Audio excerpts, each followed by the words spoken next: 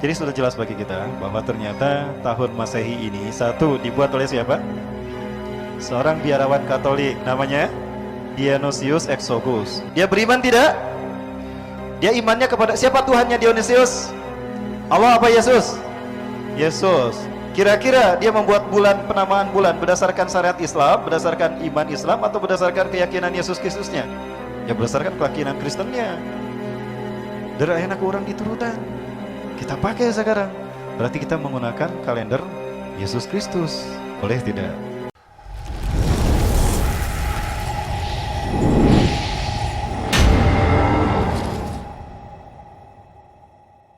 Tahukah kita siapa yang membuat penanggalan tahun Masehi pertama kali?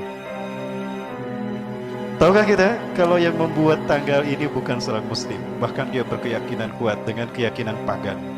Dionysius Exiguus dari Romawi. Dia seorang biarawan Katolik. Tahun 527 Masehi, dialah yang membuat tanggal Masehi. Penanggalan Masehi ini dia namakan Anno Domini. Bahasa kitanya adalah tahun Tuhan kita. Kata mereka, Tuhan mereka adalah Yesus. Berarti tahun Masehi adalah tahun Yesus Kristus. Lalu dipakai oleh umat Islam.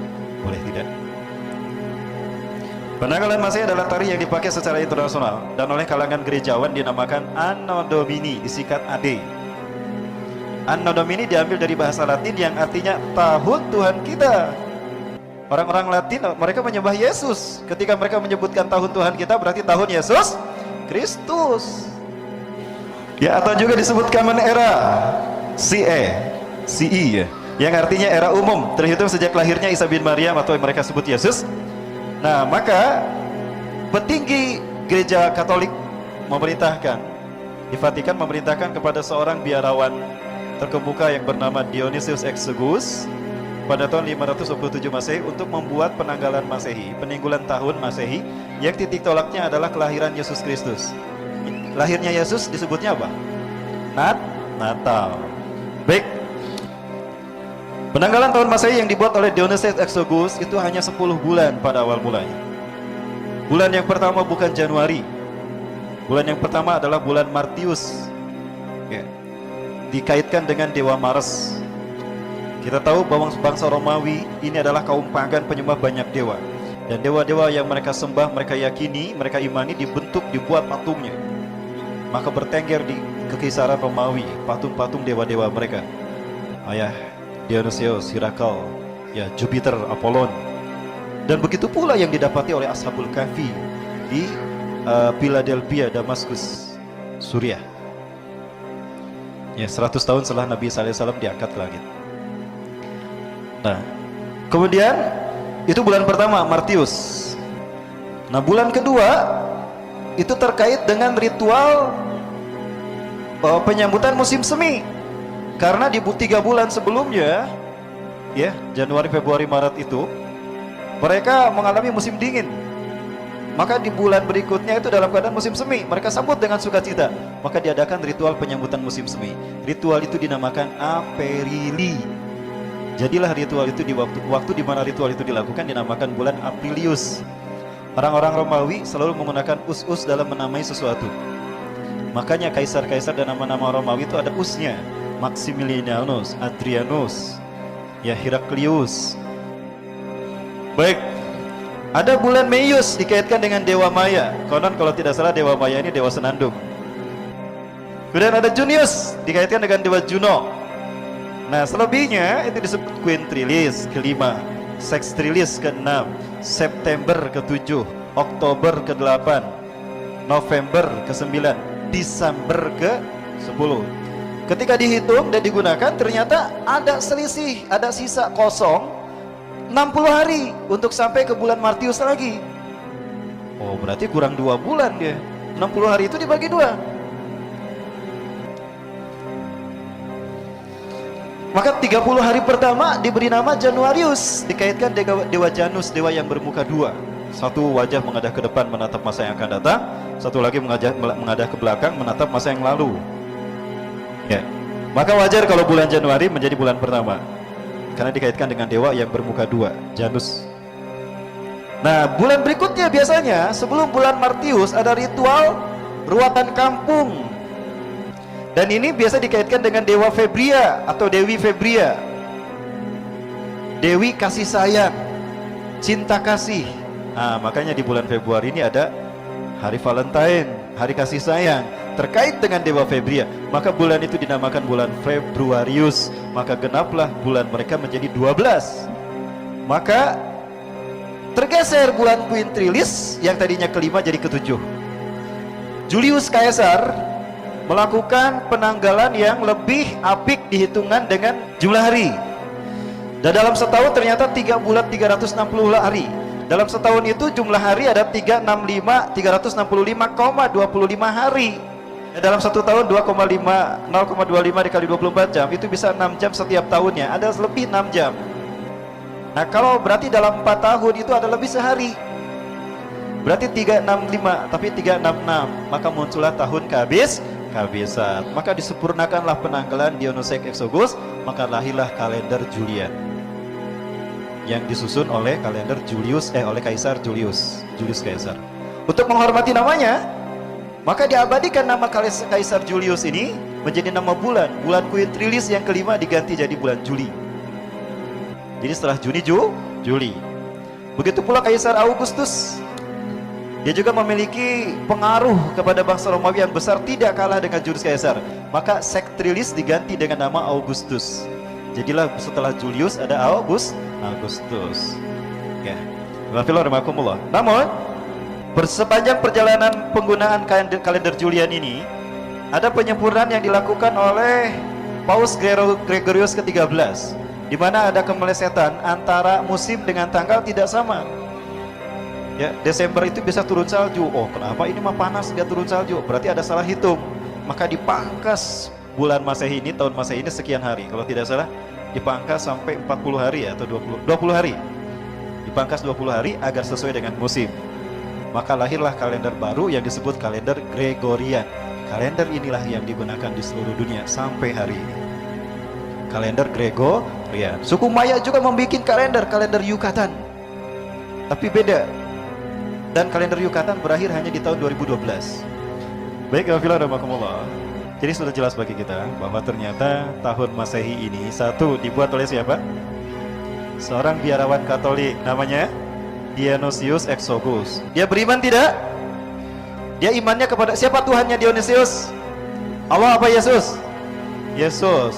Kira-kira dia membuat penamaan bulan berdasarkan syariat Islam, berdasarkan iman Islam, atau berdasarkan keyakinan Yesus Kristusnya? Ya berdasarkan keyakinan Kristennya. Dari enak orang diturutan. Kita pakai sekarang. Berarti kita menggunakan kalender Yesus Kristus. Boleh tidak? Mulai hari ini ganti ya. Baik, Ibadah. Kemudian tentang Natal. Natal itu bahasa Latin, artinya lahir. Secara istilah, Natal itu adalah upacara orang Kristen untuk memperingati hari kelahiran Yesus Kristus, Tuhan Yesus, maka disebut Natal. Baik, Ibadah. Paus Liberius ternyata orang yang pertama kali membuat konsep Natalan sebagai konsep lahirnya Isa Yesus Kristus. Ya, betulkah Yesus Kristus lahir 25 Desember? Bapak Ibu yang dirahmati Allah, Vatikan itu adalah tempat markas dari gerakan-gerakan Kristen Katolik. Mereka sama sekali berbeda dan jauh bertolak belakang dengan keyakinan Kristen sebelumnya. Nah, mereka ini kemudian membuat sebuah gerakan untuk mendakwahkan paham-paham mereka yang dikaitkan dengan penyembahan Dewa Matahari. Kita lihat Dewa Matahari di seluruh dunia.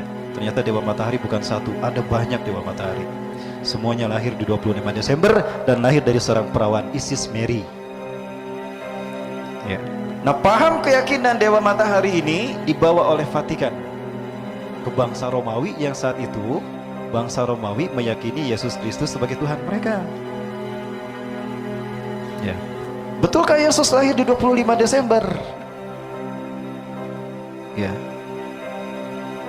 Maka para pendeta Vatikan inilah yang membuat pengaruh, membuat sebuah cerita dongeng kepada bangsa Romawi, sehingga bangsa Romawi menerima pengaruh yang dipropaganda disampaikan oleh Vatikan, sehingga mereka menerima kenyataan yang ditetapkan oleh Kaisar Konstantin, di mana Kaisar Konstantin pada tahun 330-an 330 atau 340 menyatakan kalau 25 Desember itu hari lahirnya Yesus Kristus.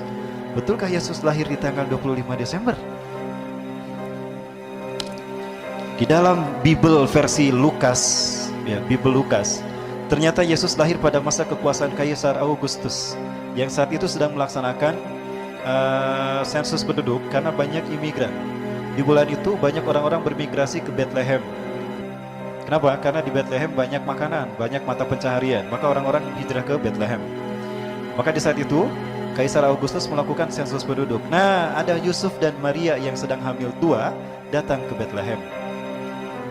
Melihat mencari-cari hotel dan mes untuk tempat tinggal ternyata tidak ditemukan. Sementara Maria sudah tidak kuat ingin melahirkan. Maka ada seorang pemilik lumbung padi menerima Maria dan Yusuf, menawarkan, itu ada lumbung padi, ada kandang sapi dan lumbung padi. Mungkin di situ bisa digunakan untuk melahirkan, untuk persalinan Maria. Biar saya bersihkan dulu. Maka betul kan, Yesus lahir di lumbung padi. Cerita mereka. Ya. Di mana pada saat itu, di malam lahirnya Yesus, para penggembala kambing menggembalakan kambingnya di padang-padang rumput, karena padang rumput tumbuh rumput subur. Nah, baik. Bulan Desember biasanya turun salju ya. Mungkin nggak di bulan Desember padang rumput menumbuhkan rumput yang bagus sehingga para pengembala kami menggembalakan rumput di bulan Desember. Padahal di bulan Desember Romawi itu, Palestina itu Syam, biasanya turun hujan salju. Mungkinkah menggembalakan kambing di musim salju? Ini kontradiktif antara konsep Natal 25 Desember dengan Bible sendiri, ya, Bible Lukas. Begitu juga dengan Bible Matius. Pasal 2 ayat 1, 10 dan 11. Sesudah Yesus dilahirkan di Bethlehem di tanah Yudea pada zaman Herodus yang agung, datanglah orang-orang Majusi dari timur ke Yerusalem. Mereka melihat bintang berapi, komet hijau bergerak. Wah, ini Yesus sudah lahir, bayi itu sudah lahir. Dicari-cari, ketika didapati di rumah yang di mana Yesus tinggal, ternyata Yesus sudah dilahirkan. Maria sudah menggendong Yesus. Pada saat itu, para pendeta Majusi dari timur ke Yerusalem ini melihat bintang di langit. Berarti langit dalam keadaan cerah. Cerahkah langit di musim salju? Tidak. Mungkinkah bintang terlihat di musim salju? Berarti konsep Natal 25 Desember bertentangan dengan Bible, kitab suci orang Kristen sendiri. Jadi, para sekalian, penjelasan ini semua tidak sesuai. Ya. Lalu dari mana doktrin ini? Doktrin ini lahir dari para pendeta Sanhedrin. Mereka lah pendeta Yahudi yang memasukkan Taurat menjadi Talmud. Ya. Dan mereka dibantah dan diperangi oleh Nabi Isa alaihissalam, sehingga Nabi Isa terancam nyawanya. Maka Nabi Isa menyelamatkan diri dengan mengembara ke seluruh dunia. Dalam pengembaraannya itu beliau disebut Al-Masih, ya, mengusap dunia dengan pengembaraannya. Kedua, beliau bertemu dengan sebuah kaum yang banyak orang-orang yang buta karena sejak lahir. Itu disembuhkan dengan cara diusap, masahayam sahu. Maka dia bergelar Al-Masih. Kenapa Allah memberi gelar Al-Masih kepada Nabi Isa? Karena Allah akan memberikan mukjizat penyembuhan untuk dakwah kepada manusia dengan cara mengusap masahayam sahu masih atau masahatan.